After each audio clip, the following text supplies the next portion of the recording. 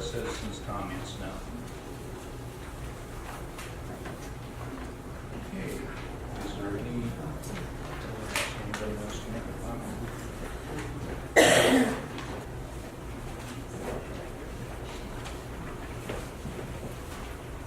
Good evening. All right, so I'm here to give you Parks and Rec update, per usual. So, as you may or may not know, I'm Erica Martin. I am the director at the pool. I oversee the pool, daily operations, the lifeguards, the swimming lesson program, swimming lesson registration, day camp registration, other random things. So, I have a couple updates for you for the month. First, we'll start with day camp. Day camp, as you know, we've kind of been over this, so I'll give you a little recap. Runs from June 25th through August 9th. Day camp is Monday through Thursday this year. Last year we were Monday through Friday. Total signed up, as of today, we have 67 kids. Today they only had about 24 kids. Attendance is kind of down as far as per day. But, so doing good. They had field trips every Thursday. They've been to Sandusky Splash Pad. They're going to Bay County Splash Pad this week. They've been to Kokomo's, they've been to the Saginaw Zoo. Every Thursday, Liz does a trip with them. They come to the pool every Monday, Wednesday, and they swim. So we see them quite a bit at the pool. Moving along to lessons, we're just going to go over a recap from each session. Last month we talked about session 1, our first session of lessons. We're just going to go over session 2, 3, and 4 briefly. Session 2, a 2-week regular session of lessons. Morning, we had 21 kids. Evening, 14 kids. Total of 35 kids for that session 2. Moving right along to session 3, a 1-week session, which really means parents are paying more. It's a little more expensive. Class time is longer. So it's kind of a more accelerated program. They're in the water for longer, and it's just a 1 week versus a regular 2-week session. Total in the morning for session 3, 59 kids. Evening, 24 kids. Total kids for session 3, 83. We normally have more kids for the accelerated sessions because parents that are from Harbor Beach or area even farther only want to drive that 1 week. So this summer we added another 1 week to accommodate more families, so they have more options as far as dates go throughout the summer through our sessions. Session 4, 2-week session, just finished that one up on Friday. 39 kids in the morning, 41 at night, total of 80 kids for that session. So quite a big gap between that session 2 and session 4 when it comes to total kids. We've had a lot of parents calling last minute, some calling today, try to get their kids in. So we did really well for a 2-week session for that session 4. Today we just started session 5. It's our last session of the summer. It's a 1 week. I had parents call today that are going to come tomorrow and try to get them into this last session. I want to say we probably don't have 80 or 83 kids, but we have probably close to that session 2 number, the 35 kids again. Parents calling, trying to get them in before the end of the summer. We also had a parent-child program. We had 2 sessions of that, 2 different weeks in July. That session 1, we had 5 kids and their parents. Session 2, 9 kids. Total of 14 kids. This is basically for about infants, 6 months to 2-year-old toddlers, get in with mom or dad. They were doing skills and practicing things in the water with an instructor. Lots of singing, lots of games, lots of things to get them in the water, liking the water, and comfortable in the water at an early age. Moving on to the next page, just going over our open swim hours once again. Early bird every Monday, Wednesday, and Friday, 6 to 8 a.m. This is adult lap swim for adult swimming laps in the morning. Monday through Friday right now for this week, we have open swim from 1 to 4:45 and 7 to 9. Saturdays, we're still going to be open 12 to 7, Sundays 1 to 5. Starting that week of August 6th, we're probably going to change hours a little bit because we don't have lessons going on, and normally we're open 1 to 9, but due to some staffing and we have kids going back to school and sports starting up, we might kind of modify hours. So those hours have not been set yet. They will be soon, just to kind of accommodate, hopefully get more time in the evening swim for parents to come bring kids, but still some time in the afternoon. So we're kind of working on getting those hours arranged. Free swim days, we're just about done. We have one this week and a couple next week. Total of 19 days were sponsored by local businesses for this summer. And then kind of in progress, moving along, just for the pool, we're hoping to start our water aerobics program for adults that week of the 6th and probably hopefully run that The first 2 or 3 weeks in August, that's going to be Monday, Wednesday in the morning. We're also holding a lifeguard certification class held at the pool starting either that week of the 6th or possibly that weekend, kind of into that weekend as well. That's basically, we have an instructor providing training to become a lifeguard. So they do online modules at home, kind of this week that we're having them work on, and then next week we're going to be in the water doing the skills and saves necessary to become a lifeguard and pass the lifeguard certification and the test. Unfortunately, we weren't able to kind of organize our sports camps this summer. The gentleman who did them last summer was not able to come back, and we kind of had a late start to them, and so we're hoping next year to give them a go and get started earlier and kind of get it figured out ahead of time. Any questions about anything that I just went over? Open swim counts, do you have any counts? Yes, I'm going to kind of go over that in August because I'm going to give you a count for all the free swim days on like a spreadsheet. And then I'm also going to figure out average per month. So June, July, and August per month. An average for a simple day in July, how many kids, for example, we had. So, and I'll probably take an average too for the free swim days just to see kind of where numbers are as far as pool attendance in general. Is there a time set for that aerobics? I'm thinking 7 to 8, kind of like last year, unless we want to do something else. But okay, that works. And that'll be Monday, Wednesday. Yeah. No other questions? I just have one quick thing. I know you guys are going to be talking about the motion for the pool. And I know there's those 4 different options about closing it, building a new one, rehabbing and adding a splash pad, and then just rehabbing as I before. Yeah.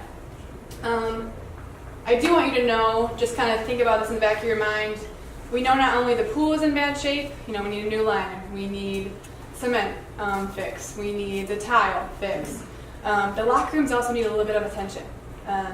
We need new stalls in the girls and new dispensers for toilet paper. We just got the boys replaced for this summer, which didn't have doors, and now they have doors, so it's very big, but the girls is looking rough. Really need paint in there. We need a new backboard, we need some new tubes, some new things we need for lessons. So I do want us to keep in mind that I know we love the idea of a splash pad, but not just the pool, other parts of the pool as well as that back room, that sand pillow needs to be replaced. Other things throughout the locker room, things for lessons needs to be updated. So I think it'd be a really good idea if maybe at the end of the summer we kind of take a tour of things and go over, what we need and kind of make a plan as far as what we're going to do for next year and where we're going to kind of be at. I think a splash pad would be nice, but at the same time, parents are going to take their kids, to bigger, better places as well. So they're going to take them to Frankenmuth, they're going to take them to Bay City, they're going to take them other places. So I think we need to kind of keep in mind of that, unless we're going to do something a decent size. We want it to be worth it, I hope we want it to be worth it, because our main thing is lessons and our programs in the water. And so it'd be nice, and then we need to think about maintenance. If something breaks, are we going to have money to fix it? If it all breaks, is it going to just sit there? So something to kind of think about too as we're making that decision. So that is all I have. Thank you. We had a meeting of the Parks and Recreation Committee, and we decided to go ahead and move forward with the repairs of the swimming pool as phase 1, and then in the second phase move to put in a splash pad, but we're going to probably have to do fundraising. So we're making a resolution to basically move forward with the fundraising efforts to fix the pool first. Can I say something? Yeah, the motion hasn't firmly been made yet. If you have a question on it. Good question. Well, I just remember we talked about doing the repairs in conjunction with the splash park because we could get grants for that, correct? Yes.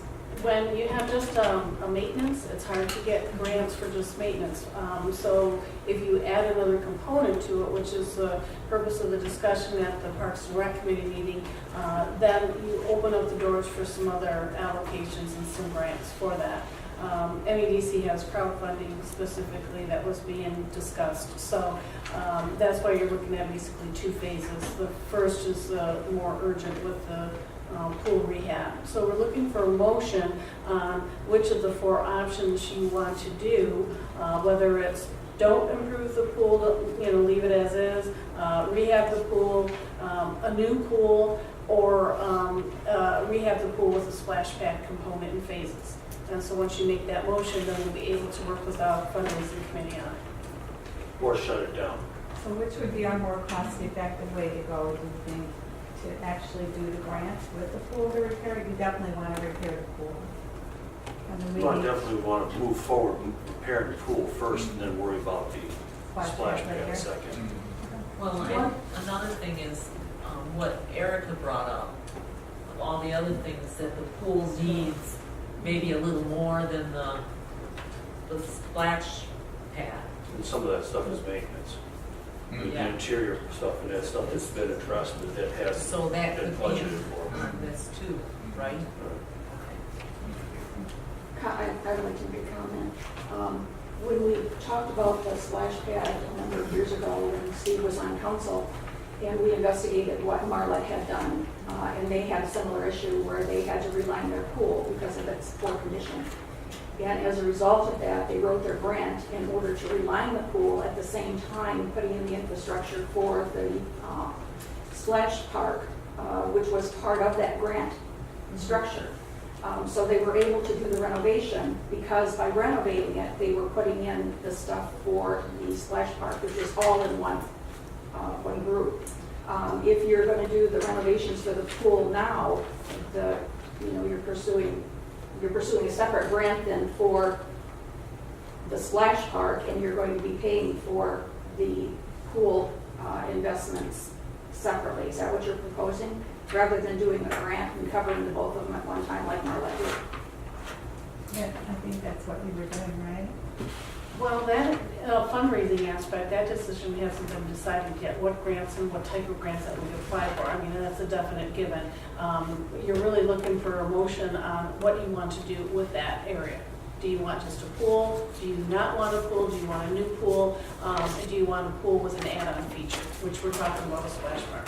I think, quite honestly, we got a spreadsheet that Nan provided us with some information on what the costs and what the income was over the past, I think, what was it, 10 years did you do?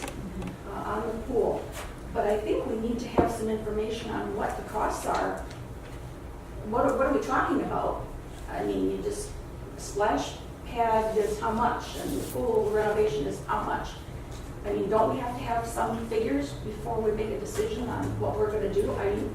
I would want some, I'm just Pool's asking. been estimated to cost $250,000, the splash pad for $100, $150, depending what you want to put in. It costs more than that if you want it for Cass City. Plus network.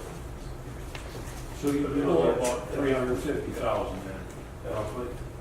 So do you want, You don't know, if you went there and get the liner out, Right. you'll have a better idea. of You don't what know until you he get does, into because it. he's doing it guessing. I suspect there isn't all that much wrong with that pool. I don't know, because it won't cost that much, but we don't know. He's trying to say that the hindsight, we don't know. see, we went through this earlier this spring, and then there was, the fellow wanted to sell us, at the time you said that, he wanted to sell us a new pool, because he said the pool was in such bad shape.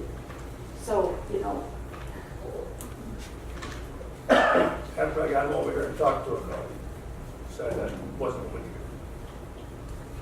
he Didn't we have a price of about $245,000? Didn't that price come up? Well, we just said 250, so Okay. 245. I'm sorry.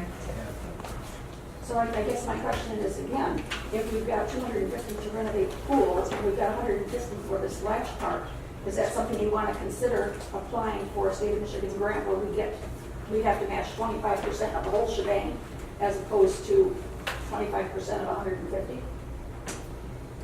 Well, you have to remember, one of the reasons that what we were considering with the state of Michigan is their grant year is April 1st. And so you'd have a year that you would not open the pool because you'd have your planning. Next year, we wouldn't be able to open the pool if we went with the state of Michigan DNR grant. If we were able to pull the money through fundraising efforts differently and other grant sources like Tuscola County Community Foundation and maybe other organizations, we might be able to have the pool rehabbed and open for next year. But the state of Michigan, you have that timing issue with the way their grants are accepted, when their fiscal year is, which starts October 1st, so you lose a year of the pool operation. So that's something that would have to be considered by the fundraising committee and then this council for approval, because any grants that have been kind match we bring forward for you to look at. So it would require further discussion on what you wanted to do. We don't have a fundraising committee set up yet, but do we? No, just some volunteers on the list. We haven't actually set up a fundraising committee. I did meet with Danielle, who's the public relations manager at Hills and Dales this morning, and she shared their fundraising campaign for the hospital and gave me some really good information. So when we do assemble this committee, we'll have a good starting point. So, looking for a motion on this, to provide direction on the Helen Stevens Memorial Pool. Oh, yeah. We need a motion, we have Need a discussion. motion to, what they want to do Mhm. on the Helen Stevens pool. Mhm.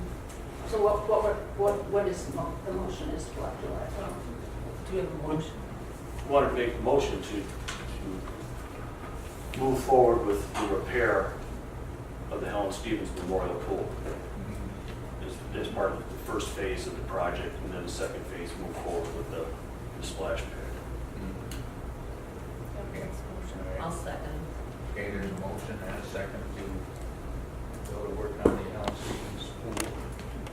And is there any objection? I just have one more. We talked about the crowdfunding, and that's through the state engineer, Steve Erickson coordinates that. And you have to designate how much you're planning to crowdfund. From what I understand, you have to meet that goal.